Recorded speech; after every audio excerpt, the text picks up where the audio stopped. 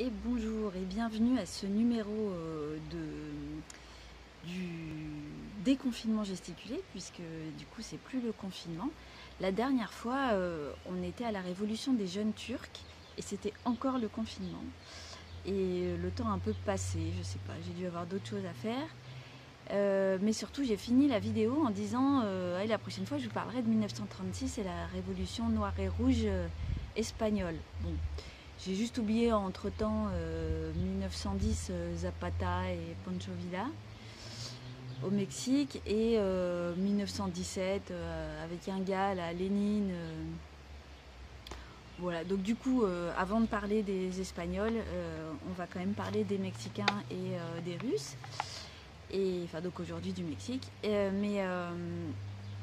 En fait, je me suis demandé quand même comment ça se faisait que j'étais passée directement aux Espagnols, et sans doute parce que je suis assez curieuse, je ne connais pas du tout cette révolution. Je me suis rendu compte qu'il y avait des moments de l'histoire qui ont été vaguement évoqués à l'école et tout, puis après, je sais pas, soit ils sont passés sous silence, soit ils sont pas très développés, voire même minimisés.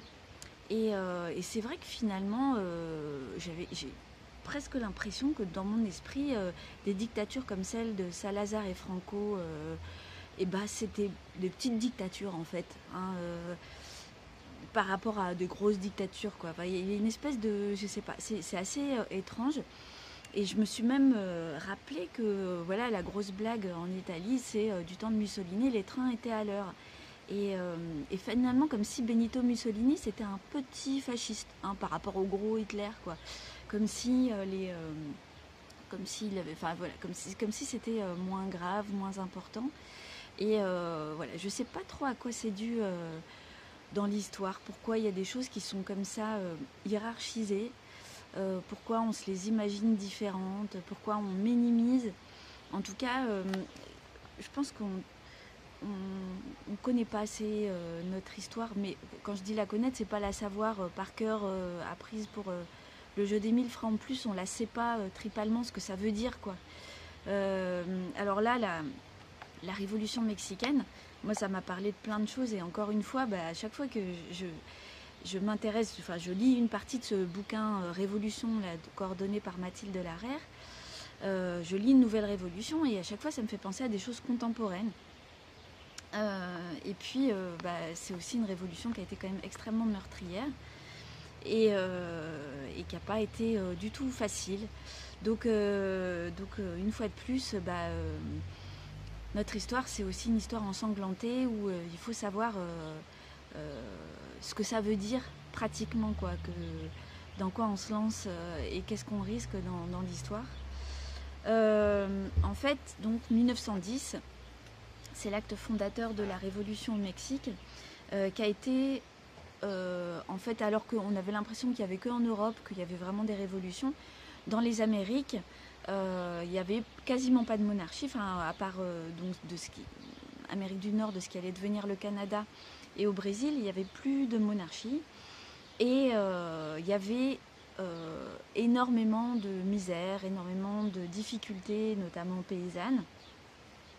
Et en fait, la révolution mexicaine va être des plus puissantes et révolutions du XXe siècle, avec des idées, des mises en place constitutionnelles qui ont été assez folles, quoi. Alors à l'époque, donc, il y a énormément de guerres civiles, de révoltes, de conflits politiques au XIXe siècle au Mexique, mais pas de révolution, enfin dans les Amériques en général. En tout cas, pas de révolution au sens de une masse importante de la population qui met en place des idées nouvelles. Et tout ça depuis 1820.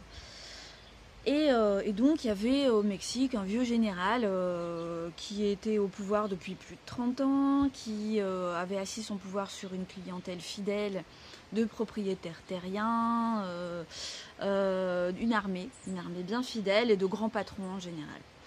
Et puis, fin 1900, les élites nouvelles qui avaient été formées, qui n'avaient pas du tout été associées au pouvoir, commençaient à trouver que c'était pénible, que finalement, dans les années 56, de 1856 à 1876, il y avait des gouvernements successifs qui avaient essayé de mettre en place des réformes avec un État démocratique, un État laïque, voilà. Et ces élites sont assez nostalgiques de ce temps-là. Alors, en 1910, il y a un gars qui s'appelle Madero qui est gagné aux idées libérales parce qu'il fait faire ses études, c'est un riche, hein, c'est un propriétaire. Il va faire ses études en Europe et il décide de prendre la tête de la contestation contre le président donc, qui s'appelle Diaz. Il y a un enthousiasme partout parce que ce pouvoir est hautement contesté.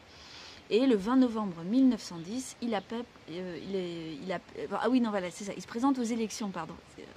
Il se présente aux élections, il est en passe de gagner contre Diaz, qui du coup le fait arrêter et exiler. Et du coup, le 20 novembre 1910, il appelle la population à se soulever. Et donc là, il y a un truc que je ne sais pas dire en espagnol, pronunciamento. C'est un genre de manifeste qui rallie toutes sortes de communautés à un chef militaire et politique qui va déclarer publiquement au nom de la souveraineté populaire l'illégitimité du pouvoir en place. Donc ce que fait Madero. Et c'est un phénomène qui va devenir omniprésent en Amérique latine, cette histoire de pronunciamento. J'imagine que c'est comme ça qu'on dit. Alors ça, c'est l'acte fondateur de la Révolution mexicaine, ce moment-là en 1910. Et en fait, la grosse mobilisation populaire, elle va venir des paysans. Des paysans qui vont mettre en place en fait une armée, qui vont se former sur le tas et qui vont réussir à défaire l'armée fédérale en 1911. Et donc le général Diaz est exilé, et bon voilà, il est exilé je crois. Alors à partir de là, c'est le mouvement Terre et Liberté qui va se mettre en place avec donc de nombreux paysans qui depuis le fin du 19e siècle sont dans un système de semi-servage en fin de compte, qui sont complètement dépendants de grands propriétaires terriens, mais il restait une chose, le droit des terres collectives paysannes de tradition indienne. Et donc ces terres collectives, c'était ce qui restait aux péones, qui étaient les paysans les plus pauvres et sans propriété, mais ça, ils pouvaient collectivement les cultiver et donc se nourrir. Et là, en fait, il y avait le pouvoir avait décidé à un moment donné de mettre fin à ça et de donner, sans même une contrepartie, à des grands propriétaires donc toutes ces terres collectives. Il y a eu des jacqueries sans succès, des procès, des doléances, rien n'est fait. Et donc, au centre du pays, il y a un jeune paysan qui décide de faire de ces revendications-là des péones son credo. Il est charismatique, il est doué, il emmène tout le monde. Il s'appelle Emiliano Zapata. Il va devenir un grand chef politique et militaire et le symbole de la révolution mexicaine et de la révolution agraire. Au début, il appuie Madero et son accès au pouvoir en 2011. Mais Madero, en fait, dans un second temps, enfin, en fait, assez vite, refuse de toucher à la propriété privée, qui est toujours le cœur du problème dans bien des endroits, dans le monde, en fait, dans le monde capitaliste. Et donc il ne touche pas à la sacro-sainte propriété privée. Il dit ce que veulent les Mexicains, ce n'est pas le pain, c'est la liberté de gagner son pain. Et en fait ça ne marche pas, ça ne prend pas du tout. Et donc quelques jours après son accès au pouvoir, les paysans zapatistes reprennent les armes. Alors à ce moment-là, il y a également un peu plus tard un vieux général qui assassine Madero et qui s'installe au pouvoir et qui met fin à la révolution libérale. Du coup, à partir de ce moment-là, il y a 4 ans de guerre civile extrêmement meurtrière qui vont commencer au Mexique. D'abord contre la dictature de Huerta, donc qui est le général qui a assassiné Madero, qui va être défait en 1914. Mais également entre 3 courants de la révolution mexicaine, donc le courant zapatiste, paysan, les constitutionnalistes et puis la division du Nord menée par un gars qui s'appelle Pancho Villa, qui est un ancien péon qui est devenu un brigand et qui est parti en croisade contre la tyrannie et l'injustice sociale. Alors, dans cette guerre civile, en fait, comme les trois fractions de la Révolution vont tout le temps se faire la guerre, ils vont conquérir des territoires. Et dans ces territoires, ils vont faire ce qu'on appelle la Révolution en actes, c'est-à-dire qu'ils vont mettre en place les réformes qu'ils prônent. À chaque fois qu'ils gagnent un endroit, paf, ils le mettent. Et donc, en fait, ils vont constituer le corpus révolutionnaire, les revendications et les réformes de la Révolution en se faisant la guerre civile, en faisant la guerre civile. Alors, les constitutionnalistes, qui au début sont pas très forts au niveau militaire, vont intégrer la réforme agraire à leur programme et également une réforme sociale, parce qu'ils voudraient s'attirer la sympathie des ouvriers, des industries et des mines, qui sont en fait petit à petit constitués, enfin pas petit à petit, en fait assez vite avec un engouement incertain, constitués dans un mouvement et un syndicat qui s'appelle, je ne sais plus comment, le syndicat de la Maison de l'Ouvrier en 1912. Alors, la révolution en actes, c'est vraiment ça, c'est qu'ils mettent en place les choses. Alors, les constitutionnalistes qui pensent que, de toute façon, ils considèrent qu'ils ont la légitimité, puisqu'ils avaient, c'était eux qui avaient renversé en premier le gouvernement précédent, ils mettent en place aussi tout un processus de laïcisation et ils intègrent également donc les revendications ouvrières. Ils sont également soutenus par des bataillons venus des USA. Donc ça pareil, ça va être manifestement une tradition en Amérique latine. Toujours est-il que les combats vont durer assez longtemps, jusque dans les années 20.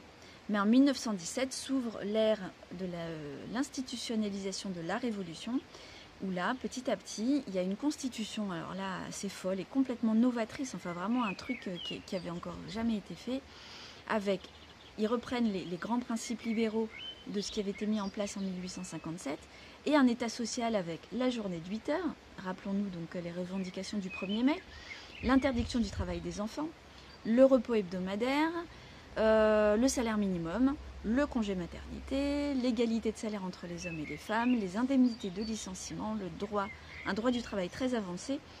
Et puis, ils vont considérer que les terres, les eaux, les ressources naturelles du territoire national appartiennent au Mexique et donc aucun État étranger ne peut venir se l'approprier. La propriété privée, quant à elle, est soumise à l'intérêt général et donc des expropriations commencent, notamment dans les terres collectives.